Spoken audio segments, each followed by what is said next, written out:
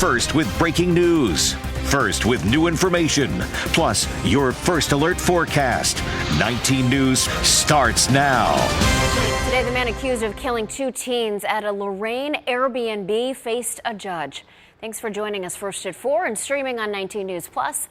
I'm Nicole Versansky. Good afternoon, everyone. I'm Brian Duffy. We are now learning the owner of the Airbnb should never have been operating to begin with. Noel Williams joins us now live. Noel, with that story. Yeah, good afternoon, Brian. Good afternoon, Nikki. So 19-year-old Alexander Gibbons, he's a suspect. He faced a judge earlier today. He was handed no bond and pleaded not guilty for that shooting at that Airbnb in Lorain that we now know never should have been operating because city leaders say that it was never registered. We now know the identity of those 2 victims as well, 17-year-old Silas Henry and 18-year-old Mark Taylor.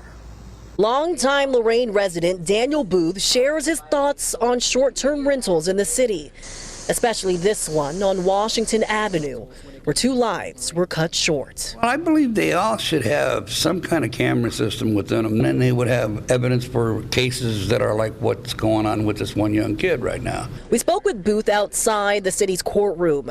That's where the accused killer, Alexander Gibbons, pleaded not guilty to several charges, including felonious assault.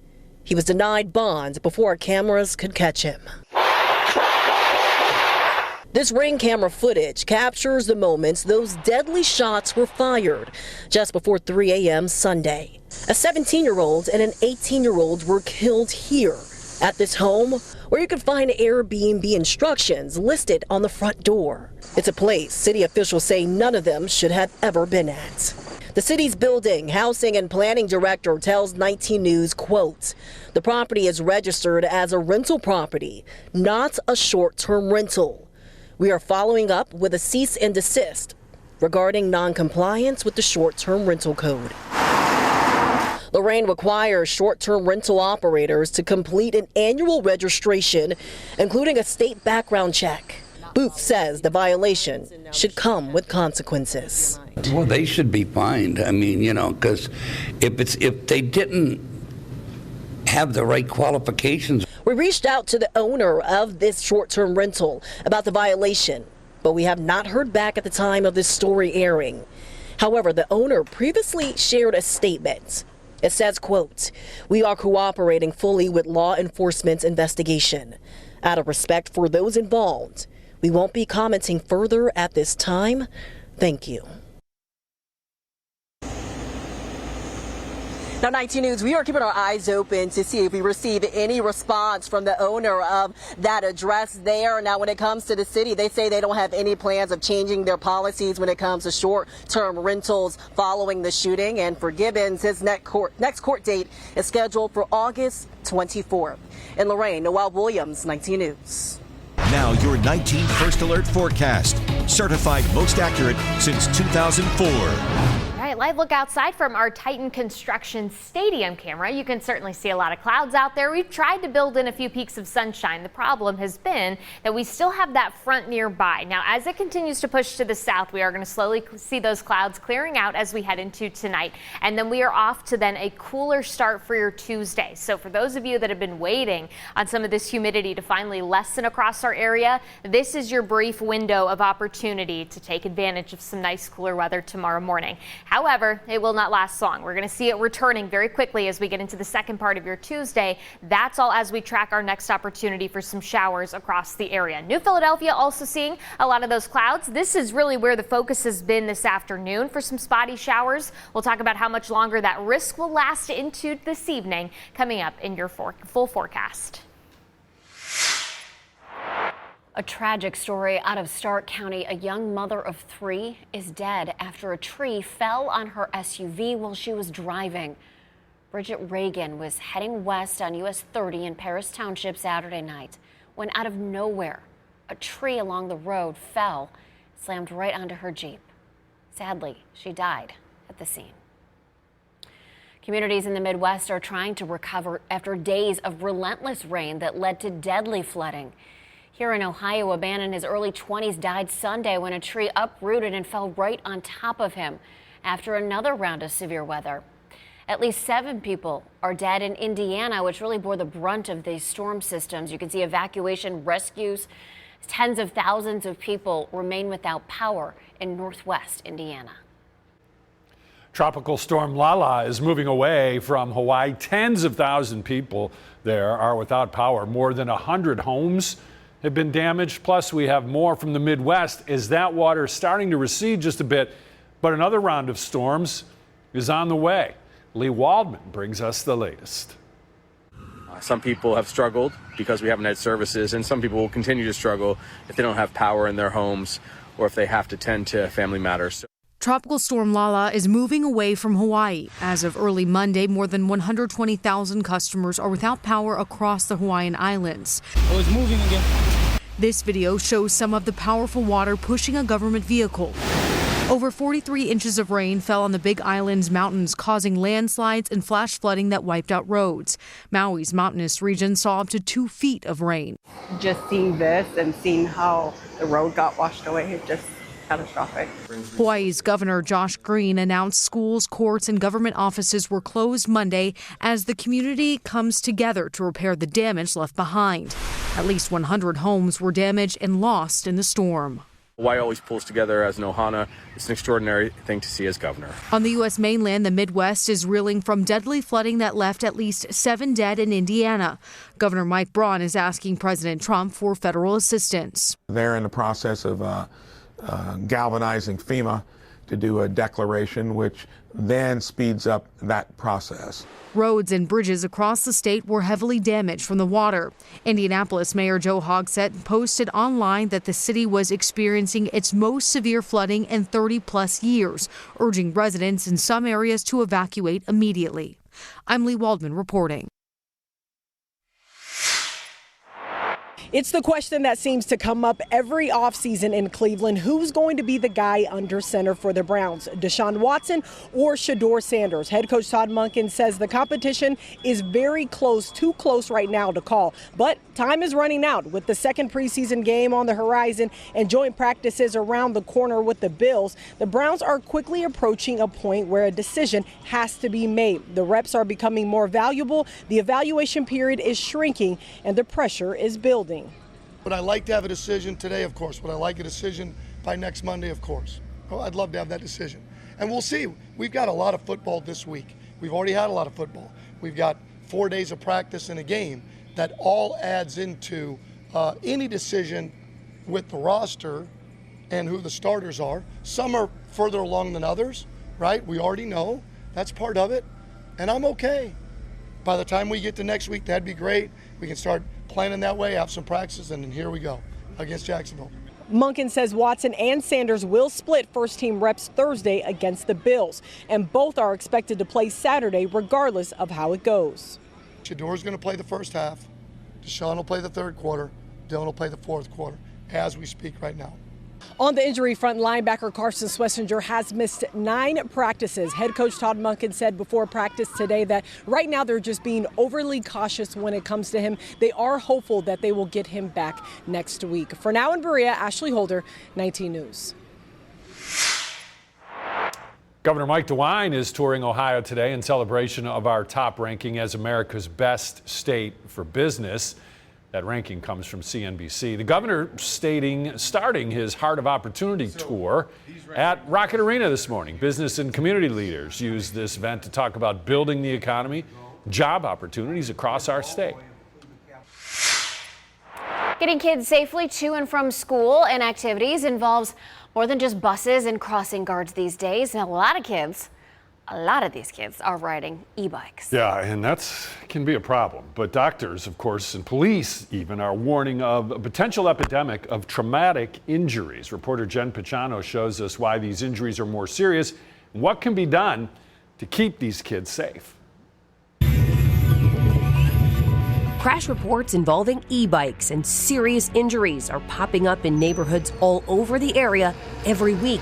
Mentor, Solon, Westlake. We have never seen the amount of e-bike injuries we are seeing just in the last few months. Dr. Purva Grover, chair for the pediatric emergency departments at Cleveland Clinic Children's, says she's seen an exponential rise in e-bike injuries. One would think that this is an older teen problem or issue, but we are seeing kids as young as 8 and 9 years of age coming in with very serious injuries. Dr. Brian Blackwood is the trauma medical director at Common Spirit St. Anthony Hospital. He says this is a hidden, emerging crisis. Because I think there's an underappreciation for what an e-bike is, we're seeing not only more incidents of injury, but we're seeing a higher severity of injuries from people crashing their e-bikes. So what's the difference between injuries you see from traditional pedal bikes and the injuries you're seeing from e-bikes?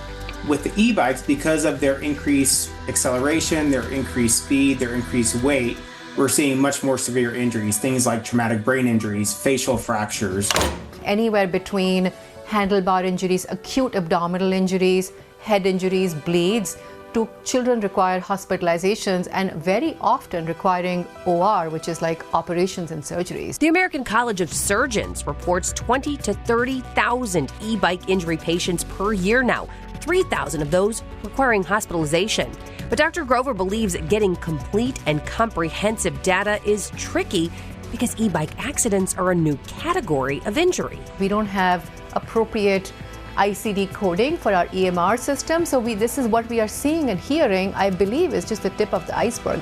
I don't think the number is quite accurate quite yet. We just don't have a very good way of collecting it because it's just a new diagnosis. We just have never seen this before. Both police and medical professionals are urging parents to make sure to set up riders with appropriate helmets meant for e-bikes, which can go 20 or sometimes nearly 30 miles an hour. You can definitely have a helmet that covers the top of your head and will protect you from concussion and traumatic brain injury. But we see lots of kids coming in with facial fractures. So having a guard that protects the face is maybe also important for the kids that are riding these bikes. According to Ohio Revised Code, nobody under 16 is legally allowed to ride a Class 3 e-bike, the fastest and most powerful available. Dr. Grover says parents should treat e-bikes like you're giving kids keys to a car or motorcycle. There has to be trust and responsibility. They have to really understand the rules of the road. This, the way I would explain it to the parent is this is a machine that can kill, so use it appropriately. Jen Pachano, 19 News. Rhode Island beach town is still, stinky from what happened over the weekend. That's 40,000 pounds of squid, and that's all over the road. Ugh. Tractor trailer tipped over at a busy intersection. Crews needed several hours to clean up that mess. The good news is the road is open again and no one was hurt. Well, other than the squid. But it's going to take a little time and some fresh air before things smell back to normal. I have never seen anything like this in my entire life. All right, so these beachgoers have been shocked at the sight of a massive surge of jellyfish. They suddenly have shown up on the shores of Ocean City, Maryland. A couple hundred people, needed medical attention. Now, jellies are common this time of the year, but officials think the overwhelming number may be due to a combo of warmer weather, higher salt levels, and a lack of a current to sweep the swarms back out to sea. Now to your top four at 4, a deadly shooting at an Airbnb on Washington Avenue in Lorain. The suspected gunman pleaded not guilty today to felonious assault and weapons charges. Alexander Gibbons is accused of shooting 2 teens Sunday morning. 18-year-old Mark Taylor and 17-year-old Silas Henry died. Anyone with information about that shooting should call Lorain Police detectives. Man has been accused of stealing more than $1.5 million from a local fire department. Jeez. Richard Vandavander was the assistant fire chief and the treasurer of the Hamden Township Volunteer Fire Department, and prosecutors say he stole the money over the past 3.5 years to pay off his gambling debt. And they say $800,000 of it was from a state grant supposed to be used to build a new fire station. 3 tanks containing natural gasoline are burning at a pipeline facility in Glenpool, Oklahoma. As firefighters work to contain the fire, people nearby are urged to stay inside. The tanks at the facility contain liquid petroleum products. Look at these flames. The fire is expected to remain an active scene for much of this afternoon. No one has been hurt, but officials currently believe a lightning strike actually caused that fire. All right, Browns fans, you can get a sneak peek here at what the new stadium in Brook Park will look and feel like. The Browns Experience Center just opened in Berea. Inside a scale model of the stadium, a tunnel with a history lesson, real seats from the future stadium. There it is. I mean, that's what it's going to look like, the stadium. And a massive wraparound video display that the team says is the widest of its kind in the United States. Breaking at this hour, a dramatic plume of ash and smoke rising from Sicily's Mount Etna today. This is just a day after a 29-year-old tourist from Kansas was killed by a lightning strike while hiking there. Italian firefighters say he was in an area that was already closed because of recent volcanic activity. Officials have now shut down large sections of the volcano's slopes. Also breaking, take a look at this huge fire involving more than 100 vehicles. This is north of Richmond, Virginia. Now, no one was hurt because all these cars were actually inside a junkyard. Fire crews first got reports of this fire around 4 this morning. People who live nearby say they heard what they describe as explosions. Investigators are now looking into what started that fire. Well, flames were shooting out of a brand new hotel that was expected, this one, to open in October. It took hours to get this fire under control. And now the question is, what comes next? You're looking at 19 drone video now of the damage left behind. Vic Gideon has the story. Crews were battling this fire all night long here in Elyria at the Midway Mall property. You can see here, crews are starting to break down, but this is the Home to Suites by Hilton Hotel. It was set to open on October 1st. Crews got a call at about 2 o'clock in the morning. About a half a dozen departments responded. Yeah, fire coming from the roof, heavy smoke coming from the sides. Upon arrival, they found fire blowing out of the roof about 15 feet. Crews eventually were able to knock down those flames, but according to Chief Joe Vargo, he says they kept having problems with hot spots. We don't know what was burning and where it was at, so when we're flowing water, we might not be impacting the full area. We might getting runoff that's extinguishing it when we shut down, as we did here, because the wall began to collapse and we wanted to make sure our crews were safe. When they shut down to move back, it reignited those hot spots, so we had to focus more water in those areas. This hotel was under construction, again set to open in about 6 weeks, and they don't believe that there was anyone in the hotel at the time, no construction crews or no one else. And currently the state fire marshal will be on scene soon to try to do an investigation as to what started this fire. But again, it's going to be significant losses here. October 1 was the target date to open this Home to Suites, and apparently they have to do a lot of work if they're able to get it open in the next few weeks. Reporting in Elyria, Vic Gideon, 19 News. Many in Hollywood are paying tribute to actress Hayden Panettiere following the 36-year-old's sudden death in Greenville, South Carolina. The coroner's office said today that an autopsy found no signs of trauma, but a 911 call has been released. Jared Hill is in New York now with the latest. Authorities say Hayden Panettiere was pronounced dead at this apartment complex in Greenville, South Carolina Sunday after an acquaintance called 911. Emergency responders found the 36-year-old in cardiac arrest. Overdose, CPR is in progress. But couldn't revive her. It's definitely surreal that it was right down the hall. Panettiere burst onto the scene as a child actor, featured in films like Remember the Titans with Denzel Washington. Still weak on the left side. We're not weak on the left side. Later starring in the hit TV dramas Nashville and as an indestructible cheerleader in Heroes. Turn on the camera. But off camera, she battled addiction and mental health struggles. In 2014, Panettiere started treatment for postpartum depression after the birth of her daughter. She later gave primary custody to her ex-fiancé. I'm better, healthier than I've been in a long time. In May, Panettiere released a memoir and spoke to CBS Morning's Gayle King about her challenges. I really wanted to share with the world that they don't have to be afraid, that they can live their truth, that they can be imperfect. Oscar winner Viola Davis, who co-starred with Panettiere in the 2016 film Custody, called her an amazing talent and so gifted. In a statement, Panettiere's father said she was an incredible light and a force of nature who brought immeasurable love and joy to all who knew her. Panettiere's family has asked for privacy. Jared Hill, CBS News, New York.